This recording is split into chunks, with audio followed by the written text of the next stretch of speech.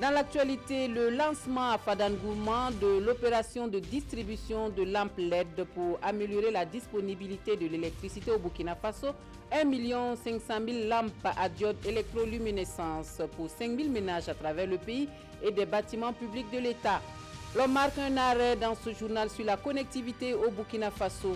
La connexion à Internet, un exercice pénible et coûteux en ce moment pour les internautes burkinabés, et pourtant le gouvernement et ses partenaires multiplient les efforts pour trouver solution à la faible couverture du territoire en fibre optique en vue de relever les défis du numérique qui évolue à la vitesse grand V. Et puis George Weah, président du Libéria, ses partisans célèbrent sa victoire. L'ex-star du football remporte le second tour de l'élection présidentielle avec plus de 61% de voix. Le futur président entre en fonction le 22 janvier prochain. Émotion et larmes de l'un des rares ex-sportifs de haut niveau à accéder à la fonction de chef d'État.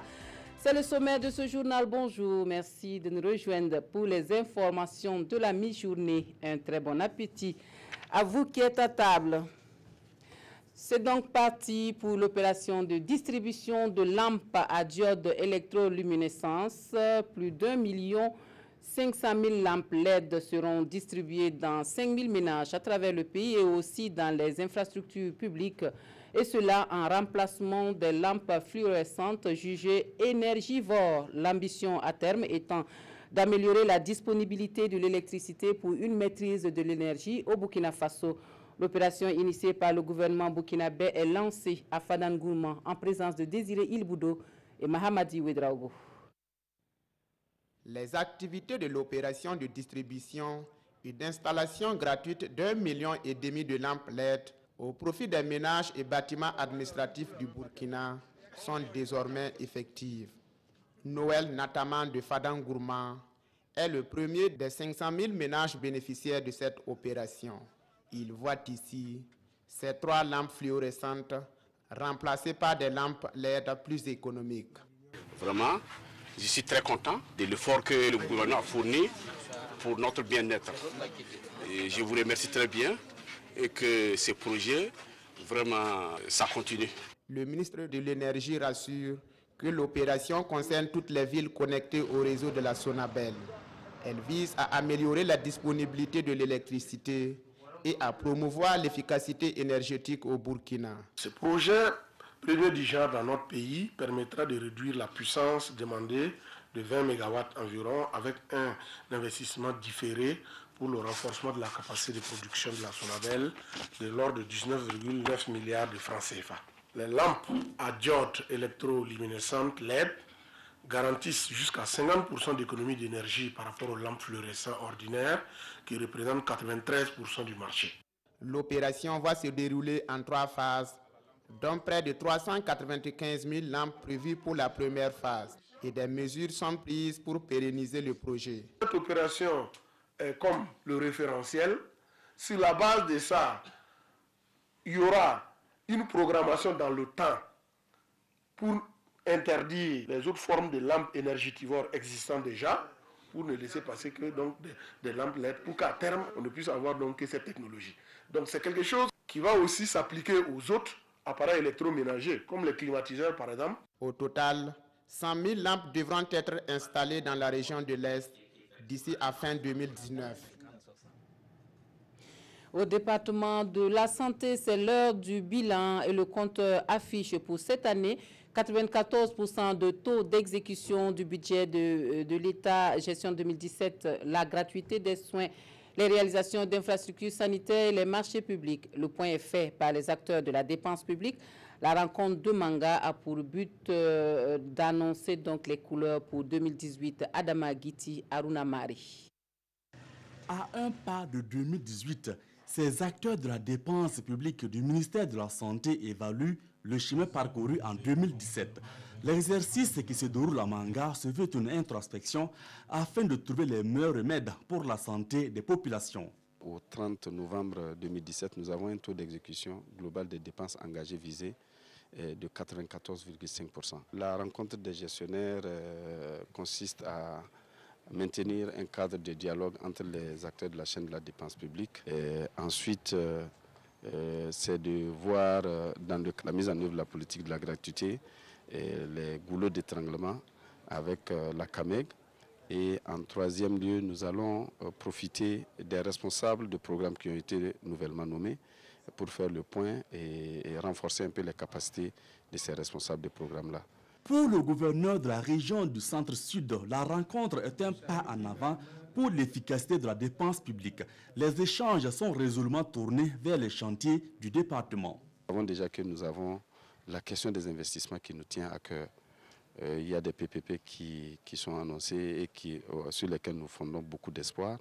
Il y a la question du renforcement des équipements des formations sanitaires qui est très importante. Il y a la question également des constructions des formations sanitaires qui sont en chantier. Et il y a surtout l'amélioration de la gouvernance économique et financière qui nous tient également à cœur. En Suisse, ces gestionnaires vont aussi s'intéresser aux enjeux de la transformation structurelle du département et proposer des mesures pour une meilleure exécution du budget 2018. Et les acteurs de la filière lait déterminés à faire du lait et des produits laitiers Made in Burkina, une référence auprès des consommateurs, mènent un plaidoyer auprès du ministère en charge des ressources animales pour booster la filière. Le message de plaidoyer contient les résolutions et recommandations issues de la 3e édition des 72 heures du lait local. On voit cela avec Jean Zongo et Mariam Dao. Un message de plaidoyer remis au ministère en charge des ressources animales pour booster la filière lait au Burkina Faso. Pour l'Union nationale des mini-laiteries et producteurs de lait et ses partenaires, la valorisation et la promotion du lait et des produits laitiers du Faso passe par la mise en œuvre des résolutions et recommandations issues de la 3e édition des 72 heures du lait local. Le premier message qui est adressé à nos gouvernants, c'est vraiment d'accompagner les mini-laiteries existants afin de les permettre de valoriser le lait local. Nous vont dans ce sens même créer une marque pour que cette marque-là puisse distinguer le lait local du lait importé. Il y a des produits du pastoralisme qui sont là. Comment est-ce que nous pouvons les utiliser pour mieux nourrir les populations au niveau du Burkina Faso? Et le lait est un cas très particulier dans ce sens-là. Pour le représentant du ministre des Ressources animales, la filière lait représente un marché important au Burkina. Et les actions sont en cours pour permettre à ces différents acteurs d'optimiser leurs activités. Déjà au niveau du ministère, nous avions déjà un accompagnement donc, de nos partenaires au cours donc, de 2018 jusqu'à 2021 et qui vont nous permettre donc, de nous intéresser à cette filière lait. Et je pense que la doléance des acteurs, en tout cas, trouvera des solutions à travers la mise en œuvre de ces 2 projets importants que nous allons lancer, qui ont d'ailleurs démarré au niveau donc, du ministère. Une remise officielle des équipements aux mini-laiteries par le ministère des Ressources animales a mis fin à la cérémonie. Internet au Burkina Faso, parlons-en maintenant. Se connecter au réseau Internet ou télécharger un document est un exercice pénible et coûteux pour les internautes burkinabés. En la matière, on est tous unanimes sur le fait que le pays accuse un gros retard lié notamment à une faible couverture du territoire en fibre optique. Et pour relever le défi du numérique, le gouvernement travaille en synergie avec des partenaires pour mailler le territoire. L'état de la connectivité au Burkina Faso avec un zoom sur le projet fibre optique boucle nord-ouest. C'est un dossier que nous proposent Mathias Drabo et Abdelaziz Yagibou. La connexion de 1 elle n'est pas fiable et elle est un peu chère. Pour télécharger un document, tu peux prendre des minutes. Souvent même, toute une journée, tu ne peux même pas télécharger un document. Des mots péjoratifs et souvent très durs, les internautes n'en manquent pas pour apprécier la connexion Internet au Burkina. D'une ville à une autre, mais aussi d'une administration à une autre, les préoccupations restent les mêmes. Le coût, l'offre et la qualité de la connectivité sont inconfortables et cela porte préjudice aux activités administratives et économiques. Le véritable problème que nous avons, c'est le réseau de transport qui manque. Nous avons au jour d'aujourd'hui un peu plus de 20 gigas pour tout le pays, c'est-à-dire tous les 3 opérateurs et les fournisseurs d'accès réunis, ce qui n'est pas très alarmant. c'est déjà une bonne capacité, mais le réseau de transport pour la redistribution pose problème. Et c'est sur ça que nous travaillons. Plus donc quelques outils qu'il faut, donc notamment le point d'atterrissement virtuel et le point d'échange Internet qui vont permettre en tout cas d'améliorer et de fluidifier donc la connexion Internet. Très souvent mis à l'index pour la mauvaise qualité de leurs services Internet, les opérateurs de télécommunications bataillent aux côtés de l'État pour relever le défi. Sur l'axe Ouagadougou-Waïguya-Tougan par exemple, l'ONATEL met à contribution l'expertise de l'entreprise de télécom Lorine pour faire de son projet fibre optique Boucle Nord-Ouest un succès au bonheur des internautes. Donc le projet actuel vise donc d'une première part à réaliser donc la sécurisation du réseau national par la construction donc de boucles de redondance. Au-delà de la sécurisation, ces réseaux que nous construisons permettent d'apporter donc le haut débit à l'ensemble des localités qui vont être traversées. Alors que certains s'activent à creuser les tranchées, d'autres sont à la pause et à l'enfouissement des tubes devant conduire la fibre. Sur l'axe Ouagadougou-Kaya, l'on promet le bout du tunnel pour bientôt. Nous sommes à la première phase actuellement qui couvre la zone de Kaya, Ouaga, Dédougou, Tougan, Waïguya, Bobo, Banfora et Orodara. Voilà. Nous avons pratiquement terminé l'axe Ouaga-Kaya. Nous sommes à la partie de soufflage et les autres axes aussi sont en cours de finition. Ces différents fronts ouverts avec l'État en première ligne augurent de lendemain meilleur, dira la première responsable du ministère en charge de l'économie numérique. Nous pensons déjà que d'ici la fin d'année 2018, avec ce qui va correspondre plus ou moins à la fin des travaux donc, de réalisation du réseau backbone, les internautes devraient en tout cas sentir une amélioration. Déjà donc à la faveur donc du passage à la 4G, nous pensons aussi que les internautes vont sentir une amélioration. Des initiatives aussi sont en cours pour augmenter la capacité de la bande passante au niveau de l'administration. Et présentement, pour vous donner une idée, nous avons en gros 150 mégas pour toute l'administration du Burkina Faso pour un besoin estimé à un peu plus de 1 giga, c'est-à-dire un peu plus de 1000 mégas. Donc vous voyez le gap. En attendant le soulagement annoncé au bout de ces efforts, le projet fibre optique de l'ONATEL fait des heureux avec plus de 800 ouvriers mobilisés pour les travaux. Une main-d'œuvre recrutée en grande partie dans les localités traversées. Des heureux, il y en a aussi au sein de la police nationale avec 188 officiers, assistants et commissaires de police qui reçoivent la reconnaissance de la nation pour leur travail, des médailles commémoratives et des médailles d'honneur de la police pour récompenser les agents de la police nationale qui ont su se distinguer par leur abnégation au travail. La cérémonie de distinction est suivie pour nous par Issa Kafando et Estelle Judith Assogba. La nation burkinabé reconnaissante à 188 agents de la police nationale. Après 40 ans de service rendu à la nation pour certains et une dizaine d'années pour d'autres dans le maintien de l'ordre public et dans la sécurisation des biens et des personnes, ces récipiendaires reçoivent des médailles d'honneur de la police. Des distinctions qui sonnent comme une invite à mieux faire. Je vais tout de suite dire merci à Dieu, rendre grâce à Dieu parce que c'est lui qui permet que tout soit possible. Et après, je vais dire merci aux plus hautes autorités. Merci à ma hiérarchie de m'avoir distingué ce matin. Et je pense qu'on m'interpelle et qu'on me dit d'aller davantage de l'avant et toujours bien travailler. C'est un sentiment de joie et aussi de reconnaissance pour l'État burkinabé pour avoir reconnu le mérite, la qualité du travail que nous abattons tous les jours. Et je dédie vraiment cette médaille à tous les hommes qui m'ont toujours soutenu dans l'exécution de mes missions. Au nombre de ces récipiendaires, 63 d'entre eux qui se sont illustrés dans le cadre des opérations de maintien de la paix à l'extérieur reçoivent aussi des médailles commémoratives avec Agraf Côte d'Ivoire, Mali, République démocratique du Congo, Centrafrique, Haïti et Soudan. Je dis merci, grand merci à ma hiérarchie qui m'a permis en tout cas de faire mes preuves à l'étranger et nous prions toujours en tout cas le Seigneur que la paix revienne au Soudan, que la paix revienne dans tous les pays où il y a du conflit. Pour le ministre de la Sécurité, ce n'est qu'un échantillon de ce corps dont le mérite a été reconnu. Il constitue un modèle pour la jeune génération. Je suis très heureux d'assister à cette cérémonie de reconnaissance de la nation à ces valeureux fils qui, chaque jour, donnent le meilleur d'eux-mêmes pour les populations du Burkina. Parmi ces agents de la police figurent également 2 civils à qui les médailles d'honneur de la police leur a été également décernées pour leur dévouement aux côtés de la police.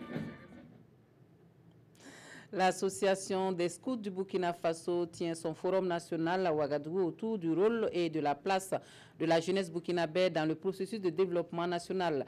Les scouts du Faso apportent ainsi leur pierre à l'édification du Burkina, d'un Burkina meilleur. Isiaka Ouedraogo, Mariam Dao. C'est le tout premier forum des scouts du Burkina Faso et de la sous-région.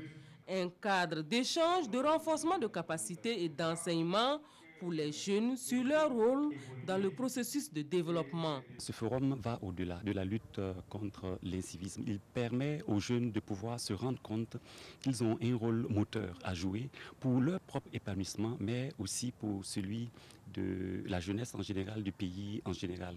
Parce que la jeunesse est le fer de lance d'une nation, comme on le dit. Notre population est en grande partie jeune et on ne peut pas construire le développement sans impliquer ces jeunes. Mouvement éducatif pour les jeunes et fondé sur le volontariat, le scoutisme se veut un moyen pour l'intégration africaine. Le scout a livré au Burkina de hautes personnalités dans ce pays. On ne peut pas les citer tous ici, mais le scout a donné de l'espoir au Burkina beaucoup de personnalités. Ce sera tout ce qui est jeune, tout ce qui est contribution des jeunes, n'est-ce pas, à construire ce pays. Nous sommes toujours là pour les accompagner. C'est un scout qui est devenu maintenant intégrateur. Et c'est ça qui nous amène, n'est-ce pas, à croire que la jeunesse, n'est-ce pas, peut avancer, la jeunesse africaine peut avancer ensemble. Né en 1907, le mouvement scout est lancé au Burkina Faso en 1940 par l'Église catholique. Il regroupe des jeunes de 6 à 25 ans et contribue, selon son président, à former des milliers de jeunes burkinabés de toutes les couches sociales. Hors de chez nous, George Weah est le futur président du Libéria. Il prendra officiellement en fonction le 22 janvier prochain. C'est sur un score de plus de 61% des voix que l'ancien international de football est sorti vainqueur du second tour de l'élection présidentielle. Ses partisans, eux, ne boudent pas cette victoire dans les rues de la capitale, Monrovia. Les partisans de l'ancienne star du football, George Weah, exultent après l'annonce de sa victoire au second tour de la présidentielle au Libéria. L'ancien attaquant de Monaco, du PSG et du Milan AC a recueilli plus de 61% des suffrages, devançant largement le vice-président Joseph Boakai, selon des résultats officiels portant sur plus de 98% des suffrages, 48 heures après la fermeture des bureaux de vote. La participation au deuxième tour s'est élevée à 56%. Le candidat malheureux Joseph Boakai a mis en doute jeudi la transparence du scrutin, sans pour autant laisser entendre qu'il contesterait les résultats. George Weah doit prêter serment le 22 janvier, marquant ainsi la première transition démocratique depuis plus de 70 ans au Libéria. George Weah a grandi dans un bidonville de Monrovia avant de devenir le seul joueur de football africain titulaire du Ballon d'Or. Ses origines et sa réussite personnelle expliquent notamment sa popularité auprès de l'électorat, déçu par les 12 années au pouvoir d'Ellen Johnson Sirleaf, critiqué pour ne pas avoir mis fin à la corruption et à la pauvreté au Libéria. Et pour refermer ce journal, que disent les quotidiens burkinabés en ce dernier jour ouvert de l'année 2017? La réponse, 2018 s'annonce et les quotidiens passent en revue les acquis et les insuffisances des 2 années de règne du MPP au pouvoir avec en tête Rochmar Christian Kaboré. La dernière revue de la presse des quotidiens de l'année, c'est avec Aimé Solange Digma. En question dans les journaux du jour à l'orée de 2018, les 2 ans de gouvernance du MPP au pouvoir.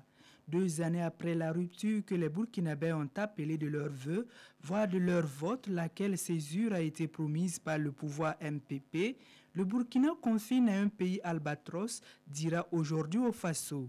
Victime des emballements sécuritaires dans son septentrion, au centre et par une sorte de tétanine administrative, notamment avec la prise en otage par le panier commun des agents financiers pendant des mois et par les ratiocinations sur le front social, pour ne pas dire le nihilisme syndical, le Burkina a eu mal en 2017 et garde des bleus à l'âme, d'après ce journal.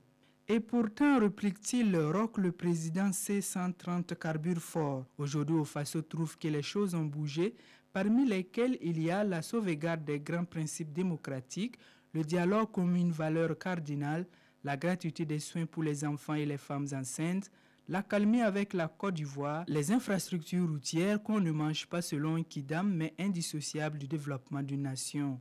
En plus, 62 CSPS ont été construits en 2 ans, renchérit Sidoya, sans oublier que le pays a signé 172 conventions de financement, à la fois avec les partenaires institutionnels et privés pour un montant de 1722,59 milliards de francs CFA, représentant plus de 30,1% du besoin de financement exprimé à la conférence de Paris.